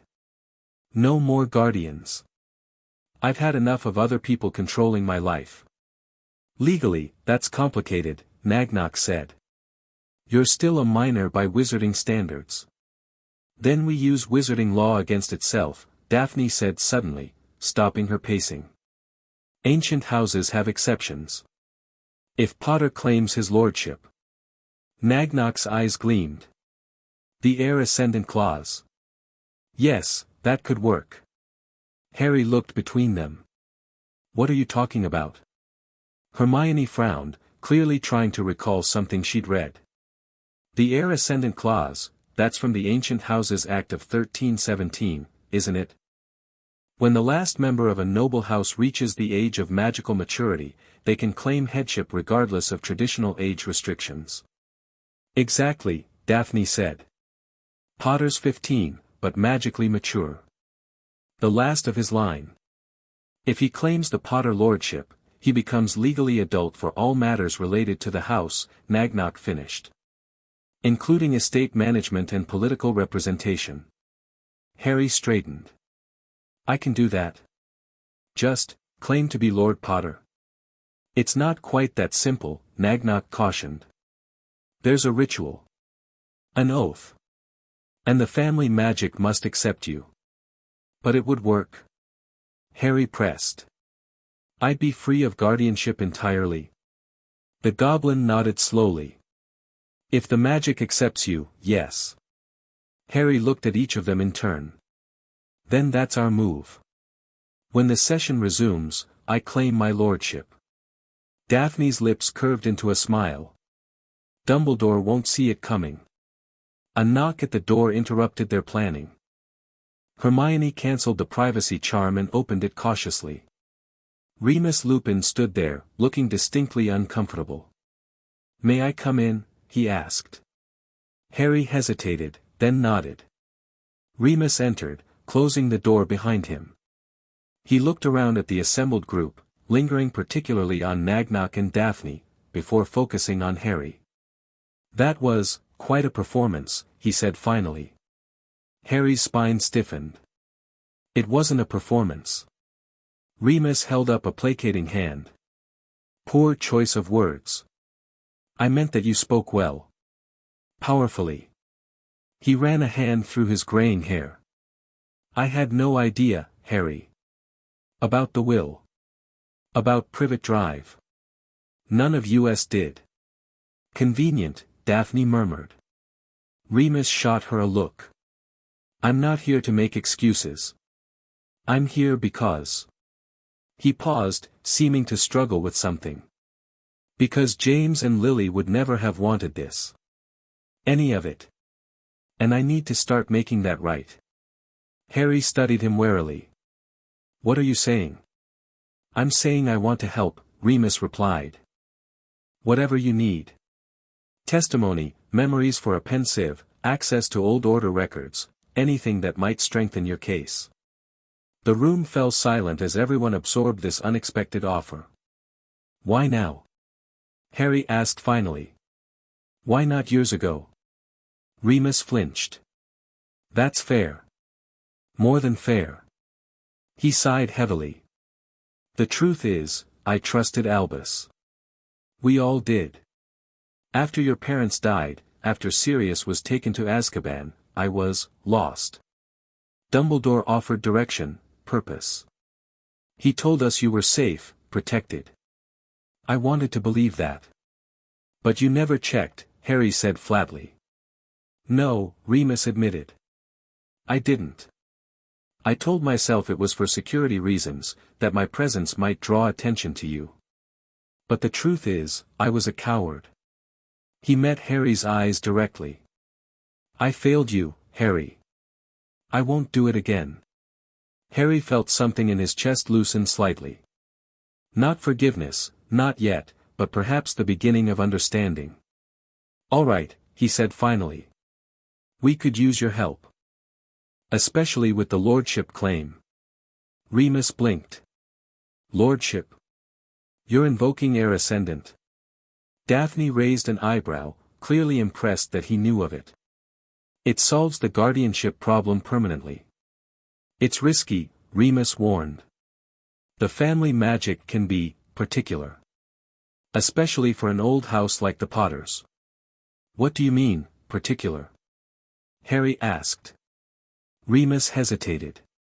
Family magic isn't just about bloodlines. It's about values, intentions. It judges whether you truly embody what the house stands for. And what do the Potters stand for? Harry challenged. Since you seem to know so much about my family. If the question hurt, Remus didn't show it. Justice, he said simply. Courage. Loyalty to friends above all else. And, his lips quirked slightly, a certain disregard for rules that get in the way of doing what's right. Despite himself, Harry smiled. Then I think the family magic and I will get along just fine. When the Wizengamot reconvened at precisely 1 o'clock, the atmosphere had changed. There was a tension in the air, an expectancy that hadn't been present before. The members spoke in hushed tones, glancing frequently toward Harry and his group, and toward Dumbledore, who sat alone, his expression grave. Madame Bones called the session to order with a sharp rap of her gavel. Having reviewed the evidence presented, she began, her voice crisp, this body finds sufficient cause for concern regarding the management of the Potter estate. Before we proceed to formal findings, does either party wish to present additional testimony or evidence? Nagnock stood. Madame Bones, my client wishes to invoke the heir ascendant clause of the Ancient Houses Act. A wave of murmurs swept through the chamber. Dumbledore's head snapped up, his eyes suddenly sharp. Madame Bones's eyebrows rose. That is, unusual, but within his rights if he qualifies. Mr. Potter, please approach. Harry stood and walked to the center of the floor, heart pounding. This was it, the moment that would determine his future. Mr. Potter, Madame Bones addressed him formally, you wish to claim headship of House Potter under the heir ascendant provision. Are you aware of what this entails? I am, Harry replied, his voice steady. I am the last of my line, magically mature, and prepared to accept the responsibilities of my house. Very well. Madame Bones nodded to an attendant, who approached carrying a small wooden box. The Wizengamot recognizes your right to make the attempt. The ritual will proceed. The attendant opened the box, revealing a simple silver dagger and a shallow stone basin inscribed with runes. This is the Basin of Ascension, Madame Bones explained. It has been used for centuries when lordships are claimed. You will offer your blood and your oath. If the family magic accepts you, you will be recognized as Lord Potter, with all rights and responsibilities thereof. Dumbledore rose from his seat. Madame Bones, I must object. Harry is far too young to understand the implications of, your objection is noted, Mr. Dumbledore, Madame Bones cut him off, but irrelevant. The heir ascendant clause specifically overrides age considerations. Unless you wish to challenge Mr. Potter's status as the last of his line or his magical maturity, the ritual will proceed. Dumbledore subsided, but his eyes never left Harry. Madame Bones nodded to the attendant, who presented the dagger to Harry. 3 drops of blood in the basin, Mr. Potter, followed by your oath. Harry took the dagger. It was surprisingly light in his hand, the blade gleaming in the torchlight. He took a deep breath, pricked his finger, and allowed 3 drops of blood to fall into the basin. The moment the 3rd drop touched the stone, the runes began to glow with a soft golden light. Now, Madame Bones instructed, your oath. Speak from the heart. The magic will know if you're sincere. Harry closed his eyes briefly, centering himself. Then he began to speak, the words coming naturally, as if they'd always been within him. I, Harry James Potter, last of my line, claim my place as head of the ancient and noble house of Potter. I pledge to uphold my family's values of courage, justice, and loyalty. To protect those under my care. To stand against darkness in all its forms.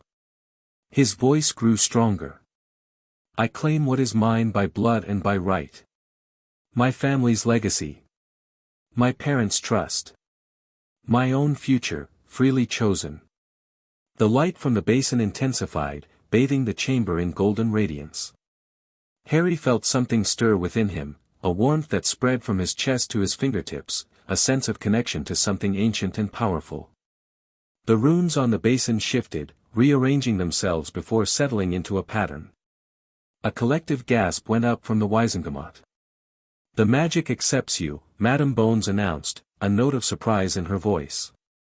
By the authority of this body and the power of your family's magic, I recognize you as Lord Harry James Potter, head of the ancient and noble house of Potter.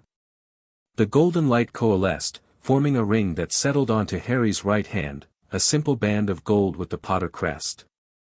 Harry stared at it, a lump forming in his throat. Something his father should have given him. Something that should have been passed down in a moment of pride and tradition, not in a courtroom wrested from those who would keep it from him. As Lord Potter, Madame Bones continued, you are hereby emancipated for all matters relating to your house. This includes control of all Potter vaults, properties, investments, and political interests. She looked over at Dumbledore. All guardianship arrangements are terminated, effective immediately. Dumbledore's face was ashen. Madame Bones rapped her gavel. This concludes the matter of guardianship. However, her voice hardened, the allegations regarding the sealing of the Potter will and misappropriation of funds remain to be addressed. She shuffled some papers before her. Based on the evidence presented, this body finds that Albus Percival Wulfric Brian Dumbledore did knowingly seal a valid will without proper authority and did divert funds from the Potter estate for unauthorized purposes. The chamber erupted again. Dumbledore sat motionless, his expression unreadable. Madame Bones banged her gavel repeatedly. Order! Order! When the noise subsided, she continued. The penalty for these actions shall be as follows: first, full restitution of all diverted funds, with interest, to be determined by Gringotts accounting. Second, a formal censure on the record of the Wizengamot. Third, removal from the position of Chief Warlock, effective immediately. Gasps and shouts filled the chamber. Dumbledore closed his eyes briefly, as if in pain. This body will reconvene tomorrow to elect a new Chief Warlock, Madame Bones concluded. This session is adjourned.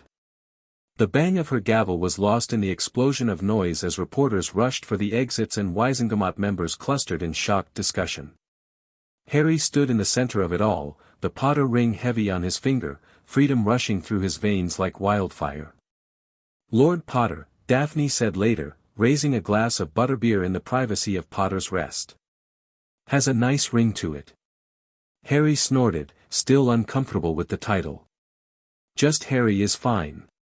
They were gathered in the Manor's dining room, Harry, Hermione, Daphne, Nagnock, and Remus. The table was laden with food and drink, a celebratory spread ordered by Nagnok from Gringotts' surprisingly excellent catering department. You'll need to get used to it, Nagnok advised, sipping what appeared to be goblin wine. The title carries weight. Use it. Especially at Hogwarts, Daphne added. You're not just a student anymore. You're a Wizengamot member, a political figure. Harry groaned. Don't remind me. Returning to classes after this is going to be a nightmare. Hermione, who had been unusually quiet, finally spoke up. Are you returning? To Hogwarts, I mean. Everyone looked at her. Of course I am, Harry said, surprised. Where else would I go? Hermione shrugged. You could hire tutors. Study here. Take your OWLs independently. Running away. Daphne raised an eyebrow. Being strategic, Hermione countered. Dumbledore is still headmaster.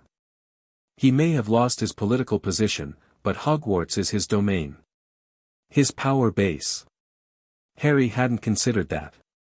You think he'll try to retaliate? I think, Remus said carefully, that Albus Dumbledore is not accustomed to losing. And he lost spectacularly today. A heavy silence fell over the table. I can't hide, Harry said finally. Not here, not anywhere. If I don't return to Hogwarts, it looks like I'm afraid. Like I've done something wrong. Nagnok nodded approvingly. The Goblin way. Face your enemies directly. Besides, Harry continued, Hogwarts isn't just Dumbledore. It's my friends. My classes. The first place that felt like home. He looked around at the Manor's dining room. Until now. Daphne studied him over the rim of her glass.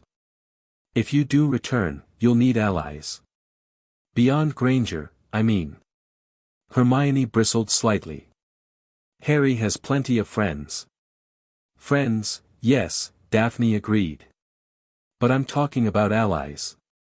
Political connections. People with influence and family backing. She set down her glass. The Wizengamot votes were just the beginning. You've claimed your seat, but to use it effectively, you'll need a voting bloc. Harry frowned. I hadn't thought that far ahead. You need to, Nagnok said bluntly. The Potter seat has been voting with Dumbledore for 15 years.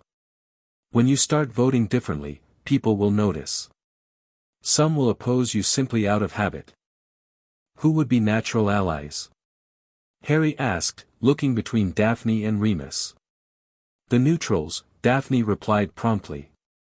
Families like mine, the Greengrasses. The Devises. The Zabinas. Houses that have stayed independent from both Dumbledore and the Death Eaters. The traditionalists who opposed Voldemort might also align with you on some issues, Remus added. The Bones family. The Macmillans. Harry nodded slowly, trying to wrap his head around this new political landscape. And at Hogwarts? Who are my potential allies there? Susan Bones, Daphne said immediately. Her aunt practically handed you your victory today. Neville Longbottom, your parents were close to his, and the Longbottoms have their own Wizengamot seat. In my house, Tracy Davis would follow my lead. Blaise Zabini makes his own decisions, but he respects power and independence. Harry's thoughts drifted to Ron, to the Weasleys who had always been his surrogate family. Would they stand with him now, after he'd publicly humiliated Dumbledore, their patron and protector? Hermione, always attuned to his moods, reached over and squeezed his hand. One day at a time, Harry. You've won the first battle. We'll figure out the rest together. He squeezed back, grateful for her steadfast presence. Speaking of battles, Remus said, there's still the matter of Voldemort. The mood at the table sobered instantly. The prophecy, Harry said, remembering his outburst in the Wizengamot. I still don't know the full contents. Dumbledore only told me part of it. Remus frowned. That's troubling. The prophecy is about you. You have a right to know all of it. Can we access the record at the Department of Mysteries? Hermione asked.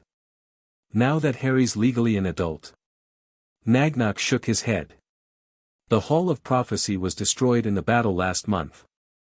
If Dumbledore heard the original prophecy, he may be the only one who knows its complete contents now. Harry's jaw tightened. Then I'll have to confront him. Directly. Daphne looked alarmed. That's not advisable. Not yet. He's wounded, politically and personally. That makes him dangerous. I agree, Remus said. Give it time, Harry. Dumbledore will approach you eventually. He has to, you're too central to his plans, whatever they may be. Harry nodded reluctantly. They were right, of course. Charging into another confrontation would be foolish. But the need to know, to finally understand why his parents died, why Voldemort hunted him, why his life had unfolded as it had, burned inside him like a physical ache. Fine, he conceded. But when he does approach me, I want all of you there. He looked around the table at his unlikely coalition, a goblin banker, a werewolf, a Slytherin aristocrat, and his brilliant Muggle-born best friend. Together, we're stronger than he is. Glasses were raised in silent agreement. The Daily Prophet's headline the next morning was everything Harry could have hoped for: Potter claims lordship, Dumbledore disgraced sealed will, diverted funds lead to Chief Warlock's downfall. The article, surprisingly balanced for the Prophet, detailed the Wizengamot hearing and its shocking outcome.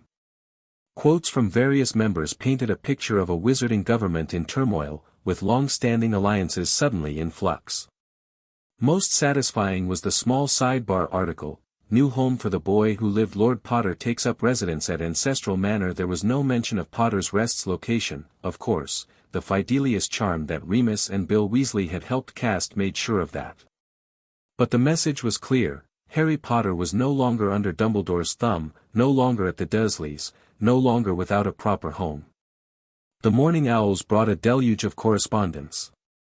Letters from Wizengamot members seeking meetings. Invitations to social events. Notes from classmates expressing varying degrees of shock, support, or curiosity.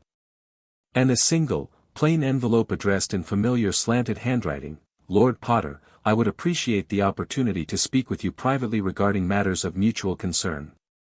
I will be at the Three Broomsticks tomorrow at noon, if you would care to join me. Albus Dumbledore. Harry stared at the letter, emotions warring within him. Part of him wanted to ignore it, to make Dumbledore wait, to exert his newfound power in this small way. But another part, the part that had faced Voldemort in the graveyard, that had lost Sirius in the Department of Mysteries, knew that some conflicts couldn't be postponed indefinitely. He showed the letter to the others over breakfast. It's too soon, Daphne said immediately. He's trying to catch you off balance. It's public, Hermione pointed out. The Three Broomsticks. He's not trying to isolate you. Unless that's just what he wants us to think, Remus mused. A public meeting suggests transparency, but it also limits what can be discussed. Harry tapped the parchment thoughtfully. I'm going. They all started talking at once. Harry, you can't, at least wait until, strategically unwise, he held up a hand. I'm going, he repeated firmly. But not alone, and not on his terms. Daphne's objection subsided. What do you have in mind? I'll meet him, Harry said, but not at the Three Broomsticks. Here, at Potter's Rest. Bringing him into your stronghold. Nagnak looked skeptical. Bold, but risky. It's perfect, Remus said slowly. The wards will limit what magic he can perform. He'll be on your territory, surrounded by your allies. Harry nodded. And symbolically, it matters. He kept this place from me for years. Now I'm inviting him in, on my terms. Hermione smiled. It's rather brilliant, actually. Harry drafted his response immediately: Headmaster Dumbledore, I would be willing to meet, but not at Hogsmeade. If these matters are as important as you suggest, they deserve proper privacy and security. You are invited to Potter's Rest tomorrow at noon. The Floo address is Potter's Sanctuary. It will accept you for this one visit only. I will have advisors present. You may bring one person you trust, if you wish. Lord Potter. He felt slightly ridiculous signing with his title, but Daphne insisted it was necessary, a constant reminder of his changed status. The reply came back within the hour: Lord Potter, I accept your kind invitation. I will come alone. Albus Dumbledore stepped through the Floo at precisely noon the next day. He looked diminished somehow. His robes, while still purple and covered in silver stars, seemed to hang more loosely on his frame. The twinkle was absent from his blue eyes as he took in the assembled group waiting for him in Potter's Rest's formal sitting room. Harry sat in a high-backed chair that Daphne had insisted was the proper seat for the lord of the manor. Flanking him were Daphne and Hermione on one side, Remus and Nagnock on the other. A united front. Harry, Dumbledore said softly. Thank you for agreeing to meet with me. Headmaster, Harry acknowledged, neither warm nor cold. Please, sit. Dumbledore took the offered chair across from Harry. For a long moment, silence stretched between them. I owe you an apology, Dumbledore finally said. Many apologies, in fact. But I fear words are inadequate for the harm I have caused. Harry studied him, searching for deception or manipulation. He found only weariness and what appeared to be genuine regret. Why? Harry asked simply. Why all of it? The secrets, the isolation, the control. Dumbledore sighed deeply. I believed I was protecting you. From external threats, yes, but also from burdens no child should bear. He glanced around at the others. May I speak freely? Some of what I have to say concerns matters of great sensitivity. Everyone here has my complete trust, Harry said firmly. Dumbledore nodded. Very well. The truth, then, is this: from the moment I heard the prophecy, I have been trying to balance two impossible obligations, keeping you alive and preparing you to face Voldemort. The full prophecy, Harry prompted. I need to hear all of it. Yes, you do. Dumbledore straightened slightly. It was made by Sybil Trelawney, shortly before your birth, the one with the power to vanquish the Dark Lord approaches. Born to those who have thrice defied him, born as the seventh month dies. And the Dark Lord will mark him as his equal, but he will have power the Dark Lord knows not. And either must die at the hand of the other, for neither can live while the other survives. The one with the power to vanquish the Dark Lord will be born as the seventh month dies. Harry absorbed this in silence, the words settling into him like stones. Either must die at the hand of the other, he repeated finally. It has to be me. I have to kill him, or he kills me. That is my interpretation, yes, Dumbledore confirmed. And the power the Dark Lord knows not? Hermione asked. What is that? Dumbledore's gaze returned to Harry. Love, he said simply. Your capacity to love, to care, to form bonds that Tom Riddle has never understood or valued. Daphne made a small, skeptical sound. Love against the killing curse. Against fiend fire and inferi. Love manifested through magic, Miss Greengrass, Dumbledore clarified. Through sacrifice, like Lily Potter's. Through friendship that gives strength when all seems lost. Through connections that Voldemort, in his isolation, cannot comprehend or counter. Harry wasn't entirely convinced, but he set that aside for now. Why keep me ignorant of my heritage? What did that accomplish?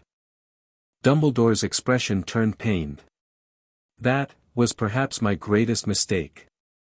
I convinced myself that knowledge of your family's status would make you a target. That it might foster pride or entitlement that would separate you from your peers. He shook his head. I was wrong. I deprived you of your birthright out of misguided concern. And the money? Nagnock pressed. The diverted funds? Some went to legitimate purposes, strengthening the wards, supporting the Order's work against Voldemort's remaining followers. Others. Dumbledore hesitated. Others were redirected to causes I believed in, using authority I should not have assumed. For that, there is no excuse. And my brother? Harry asked quietly. Dumbledore's head snapped up. Pardon? Aberforth, Harry clarified. Your brother. Why did my money go to him? Dumbledore closed his eyes briefly. Aberforth runs a safe house of sorts. The Hog's Head serves as a gathering place for individuals who cannot freely move in wizarding society. Werewolves. Vampires. Those with giant blood. All potential allies against Voldemort, all shunned by mainstream society. And you couldn't fund this from your own accounts? Remus asked, a note of challenge in his voice. I did, Dumbledore said. For years. But after the First War, my personal resources were depleted. I made the decision to use Potter funds, telling myself that James would have approved of the cause, if not the means. Harry absorbed this, emotions churning. Part of him, a small, vindictive part, wanted to reject every explanation, every justification. To hold on to his anger like a shield. But the larger part of him, the part that had always valued truth over comfort, recognized what this conversation truly was, not an attempt to manipulate, but a reckoning. A clearing of accounts between them. What happens now? Harry asked. Between us, I mean. Dumbledore spread his hands. That, I believe, is for you to decide. I remain headmaster of Hogwarts, but my authority over you personally is ended. As it should be. And the war? Voldemort continues, Dumbledore said gravely. And will require all of us, working together, to defeat him. Harry nodded slowly. I'm not rejoining the Order. Not as a foot soldier following orders without question. I wouldn't expect you to, Dumbledore replied. Perhaps, instead, we might form a new kind of alliance. As equals, with different perspectives and resources, united by a common goal. Harry glanced at his advisors. Daphne looked skeptical, Hermione thoughtful. Remus gave a slight nod of encouragement. Nagnock remained impassive, but his eyes were sharp, assessing. I need time, Harry said finally. To process everything. To figure out who I am now, outside of your plans and expectations. Of course, Dumbledore agreed readily. Take all the time you need. I will be available when, if, you wish to speak again. He rose to leave, then paused. May I ask one thing, Harry? Harry nodded cautiously. Your parents' portraits, Dumbledore said. Did you find them? In the vault? Harry blinked. What portraits? Something like genuine surprise crossed Dumbledore's face. James and Lily had their portraits painted shortly after you were born. A precaution, given the dangerous times. They should have been in the main Potter vault. Harry turned to Nagnock, who looked equally surprised. We haven't done a full inventory of the main vault yet, the Goblin admitted. Only the trust vault and investment accounts. A wave of emotion, hope, longing, anxiety, crashed through Harry. Portraits of his parents. Not just photographs, but interactive images with memories, personalities. Thank you, he said to Dumbledore, his voice rough. For telling me. Dumbledore nodded, a faint smile touching his lips. It was the least I could do. He moved toward the flue, then turned back one last time. Whatever else I have done wrong, Harry, and it is much, please know that I have always cared for you. Not just as a weapon against Voldemort, but as the remarkable young man you have become. With that, he stepped into the green flames and was gone. The portraits were exactly where Dumbledore had said they would be.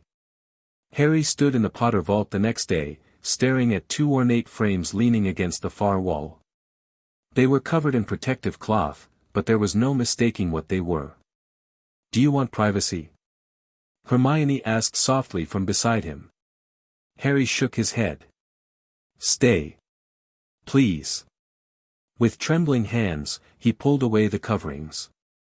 James and Lily Potter looked back at him, frozen in paint until activated. James in formal robes, his wild hair, Harry's hair, slightly too long, his hazel eyes bright with mischief even in repose. Lily in emerald green that matched her eyes, Harry's eyes, her red hair falling in waves around a face that radiated warmth and intelligence.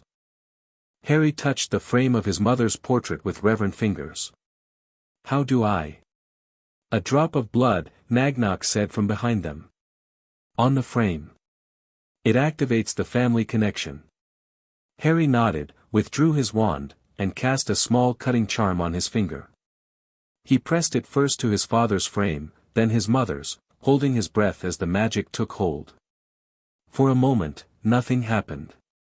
Then James Potter blinked, looked around in confusion, and finally focused on Harry. Bloody hell, he said, his voice sounding eerily real despite coming from paint and canvas. You're all grown up. Lily's portrait awakened next, her green eyes widening as she took in the scene before her. Harry, she breathed. My baby. And Harry Potter, the boy who lived, the newly minted Lord Potter, the young man who had faced Voldemort and challenged Dumbledore, broke down and cried. The return to Hogwarts that September was nothing like Harry had expected. For one thing, he didn't arrive on the Hogwarts Express. As Lord Potter, with a seat on the school's board of governors, he was entitled to fly directly into his head of house's office. McGonagall had been surprisingly supportive of the arrangement, though her pursed lips suggested she was still processing the dramatic changes in her student status. For another, he wasn't staying in Gryffindor Tower. A little-known provision in the Hogwarts Charter allowed Wizengamot members to claim private quarters when attending the school. Harry had initially resisted the idea, he didn't want to separate himself further from his friends, but Daphne and Nagnok had insisted it was necessary for security and propriety. So now he had a suite of rooms in the castle's east wing, a sitting room, bedroom, small study, and private bath. The walls were neutral stone rather than Gryffindor red, though he'd hung a house banner over the fireplace as a reminder of where his heart still belonged. He was arranging books in the study, a mixture of school texts and the political and financial volumes Nagnok had insisted he master, when a knock came at his door. Harry tensed slightly. Word of his return had spread quickly through the castle, but this was the first direct contact outside the staff. Come in, he called, hand drifting to his wand. The door opened to reveal Ron Weasley, looking uncharacteristically uncertain. He stood awkwardly in the doorway, taking in the private quarters with a mixture of surprise and something that might have been envy. Hey, he said finally. Hey, Harry replied, equally cautious. An uncomfortable silence stretched between them. Nice rooms, Ron said eventually. They're all right. Another pause. Ron shifted his weight. Look, I was a prat. Harry raised an eyebrow, waiting. Those letters I sent, Ron continued, his ears reddening. What I said about you being manipulated, about needing to come back to the burrow. He shook his head. I should have asked what was really going on. Should have trusted you. Yeah, Harry agreed, you should have. Ron winced. I'm sorry. Really. He took a deep breath. It's just, Dumbledore's always been, you know. Dumbledore. The greatest wizard alive. The leader of the light. And then suddenly you're saying he's been stealing from you, lying to everyone, and I just couldn't. Couldn't believe I might be right. Harry suggested. Ron nodded miserably. But then Dad came home from that Wizengamot hearing, and he was furious. Not at you, at Dumbledore. Said everything you claimed was true, and worse. That the old man had sealed your parents' will, kept you from your inheritance. He swallowed. That you should have grown up somewhere else. Not with those awful muggles. Harry felt something in his chest loosen slightly. What about your mum? Ron grimaced. She's coming around. Slower. You know how she feels about Dumbledore. But even she can't argue with the evidence. The sealed will especially. He looked up, meeting Harry's eyes directly. I messed up, mate. I should have been there for you, like Hermione was. Yes, Harry agreed, you should have. He let the silence stretch, watching Ron squirm. Then, finally, he sighed. But I get it. Sort of. Dumbledore's been like a grandfather to your family. That kind of loyalty doesn't just disappear. Relief flooded Ron's face. So we're good. We're getting there, Harry said carefully. Things are different now, Ron. I'm different. Lord Potter, Wizengamot member, Board of Governors. He gestured around the private suite. All of this changes things. Ron's expression fell slightly. Right. Course. He started to turn away. But, Harry continued, you're still my best mate. If you can handle the new version of me. A slow grin spread across Ron's freckled face. Yeah. Harry nodded. Yeah. Ron stepped fully into the room, closing the door behind him. So. Lord Potter, huh? Bit fancy, innit? Harry rolled his eyes. Don't you start. I get enough of that from everyone else. What's it like? Ron asked, perching on the edge of Harry's desk. Having all that money, those properties. Weird, Harry admitted. Really weird. I'm still getting used to it. He hesitated, then added, I found my parents' portraits.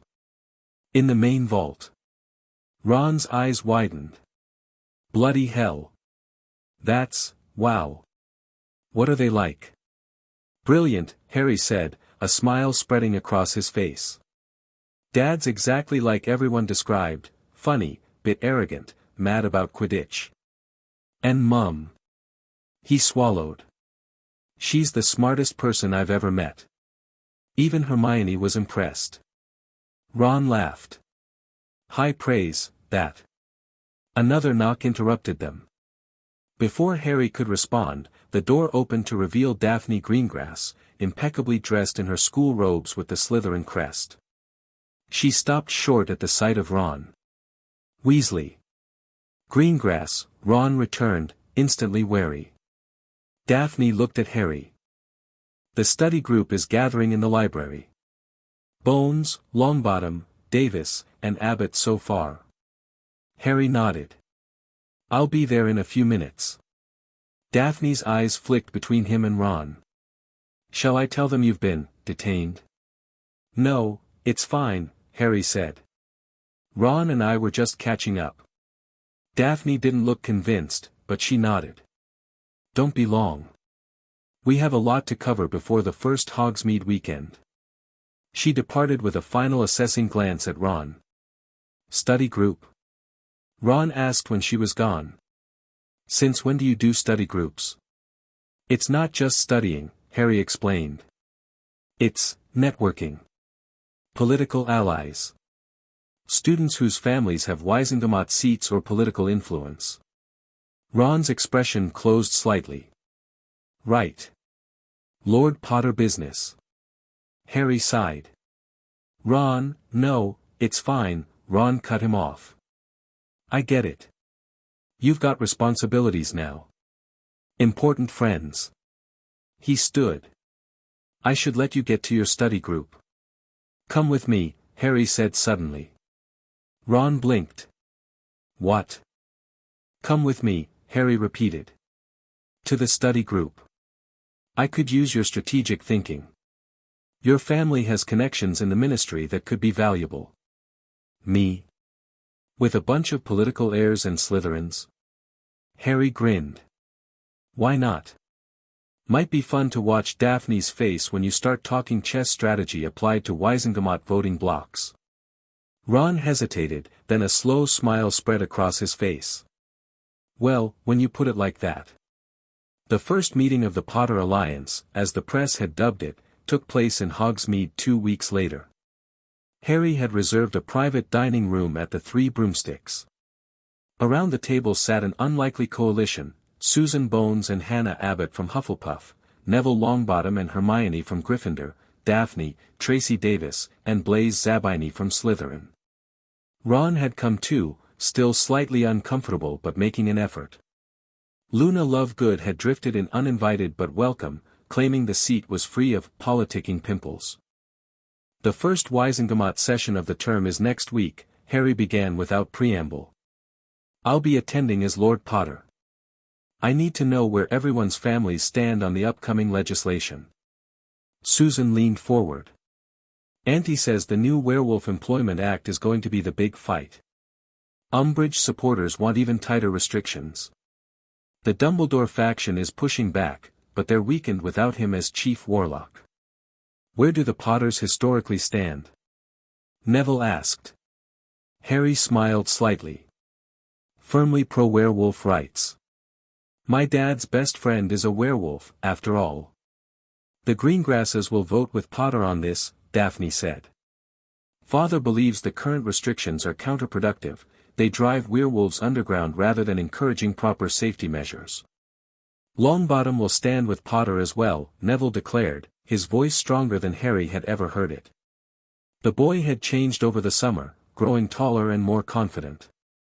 Augusta Longbottom had apparently been impressed by Harry's stand against Dumbledore and had encouraged Neville to strengthen their family's alliance with the Potters. Davis is neutral, Tracy reported.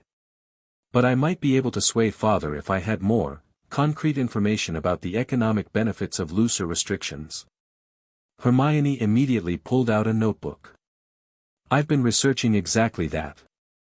The employment statistics in countries with more progressive werewolf legislation show a significant economic advantage.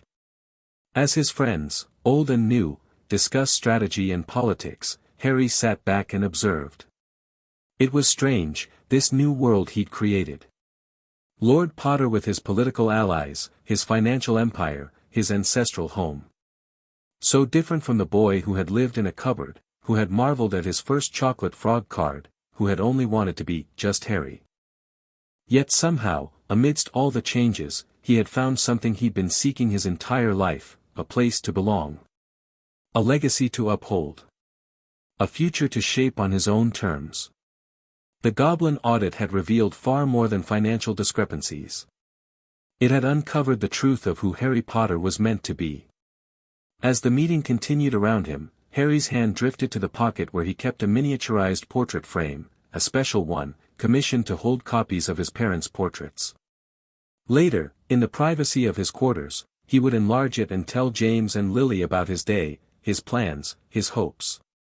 They would be proud, he thought. Not of the title or the wealth, but of what he was choosing to do with it. Of the stand he had taken. Of the legacy he was building. Harry Potter, the boy who lived. Lord Potter, the heir who claimed his birthright. Just Harry, who had finally found his way home. The end. Thank you for watching this video. Please be sure to subscribe to our channel and like this video.